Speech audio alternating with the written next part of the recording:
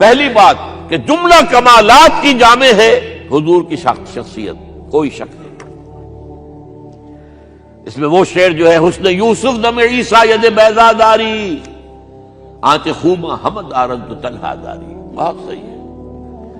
حضرت یوسف علیہ السلام کا حسن حضرت عیسیٰ کے سانس کے اندر، پھونک میں جو تاثیر تھی، حضرت موسیٰ کے عصا میں، یہ ساری چیزیں آپ کو دی ہیں اللہ نے۔ جو تمام اچھوں کے اندر تمام اچھائیاں ہیں، وہ ساری اچھائیاں آپ میں جمع ہیں۔ البتہ یہ بات جان لیجئے، میں تجزیہ کر کے آپ کو بتا رہا ہوں، حضور کا مرتبہ اور مقام بیان کرنے کی کوشش آپ کی توہین پر منتج ہوتی ہے۔ وجہ کیا ہے؟ اگر آپ کسی کے مرتبہ مقام کو اس کے اصل مقام کے مطابق بیان نہیں کر سکتے تو کہیں نیچے ہی گریں گے نا۔ ناممکن ہے کہ حضور کے مرتبہ مقام کو ہم بیان کر سکیں۔ سیدھی سی بات ہے، کسی ڈاکٹر کا کیا مقام ہے اپنے فن میں، وہ ڈاکٹر ہی سمجھ سکتا ہے نا۔ کسی انجینئر کا کیا مقام ہے اپنے فن میں، کوئی انجینئر ہی سمجھے گا نا۔ تو حضور کا کیا مقام ہے، کوئی نبی اور رسول ہی سمجھ سکتا ہے، وہ بھی نہیں سمجھ سکتا۔ کیوں؟ نیچے سے اپنے اوپر والے کا پورا ادراک ممکن نہیں ہوتا، اوپر والے کو پورا ادراک ہو سکتا ہے نیچے والے کا۔ ظاہر بات ہے کہ حضور سب سے اونچے ہیں، سب سے اوپر ہیں، افضل الانبیاء ہیں، افضلہم۔ اس اعتبار سے وہ لطیفہ ہے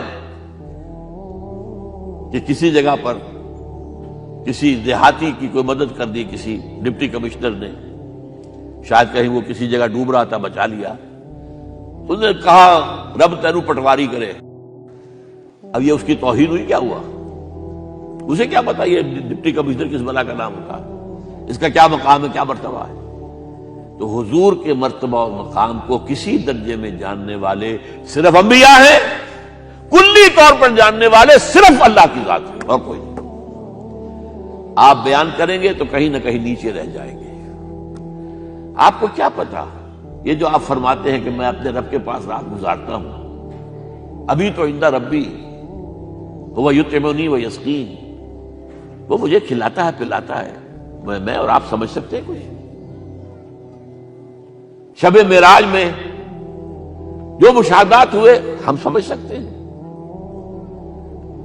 لقد رأى من آیات ربہ الکبریٰ، بس ختم۔ اذ یغشی السدرۃ ما یغشی، جبکہ اس بیری کے درخت کو ڈھانپے ہوئے تھا جو ڈھانپے ہوئے تھا، تم نہیں جان سکتے کیا ڈھانپے ہوئے تھا۔ کیا بیان کریں گے آپ کہ حضور کا مشاہدہ کیا تھا وہاں؟ اگر ہمارے لیے کسی درجے میں بھی اس کا ادراک اور فہم ممکن ہوتا تو وہ اللہ بیان کرتا۔ اذ یغشی السدرۃ ما یغشی، جبکہ اس بیری کے درخت کو ڈھانپے ہوئے تھا جو ڈھانپے ہوئے تھا، بس تم نہیں جان سکتے۔ اس اعتبار سے شیخ سعدی کے بھی یہ ربائی جو ہے مبنی بر حق ہے 100%۔ یا صاحب الجمال و یا سید البشر من وجہک المنیر لقد نور القمر، اے جمال اور کمال والے، اے سید البشر، تمام انسانوں کے سردار، آپ کے چہرے انور کی روشنی ہی سے چاند کو روشنی ملی ہے۔ لا یمکن الثناء کما کان حقہ، ممکن ہی نہیں ہے آپ کی ثنا جتنا کہ اس کا حق ہے۔ یہ بات میں نے بیان کی ہے، آپ نے شعر کے انداز میں پہلے سنی ہوگی، لیکن میں نے اس کا تجزیہ کر کے بتا، ممکن ہی نہیں ہے کسی انسان کے لیے کہ حضور کے مقام اور مرتبے کو بیان کر سکے۔ جو کوشش کرتا ہے، جرأت کر رہا ہے، جسارت کر رہا ہے، کہیں نہ کہیں توہین کا مرتکب ہو جائے گا۔ ہاں، بحیثیت بشر ہم پہچان سکتے ہیں حضور باپ کیسے تھے، حضور شوہر کیسے تھے، یہ ہمیں سمجھ میں آ جائے گا۔ حضور حاکم کیسے تھے، حضور منصف کیسے تھے، حضور سپہ سالار کیسے تھے۔ تمام جو بھی حیثیتیں ہو سکتی ہیں دنیا میں انسان کی، وہ تمام حیثیتیں جمع ہیں حضور کی ذات کے اندر۔ داعی بھی ہیں، مبلغ بھی ہیں، معلم بھی ہیں، مربی بھی ہیں، مزکی بھی ہیں، سپہ سالار بھی ہیں، صدر مملکت بھی ہیں، کیا نہیں ہے؟ ہر ایک کے لیے اسوہ ہے، ہر ایک کے لیے اسوہ ہے۔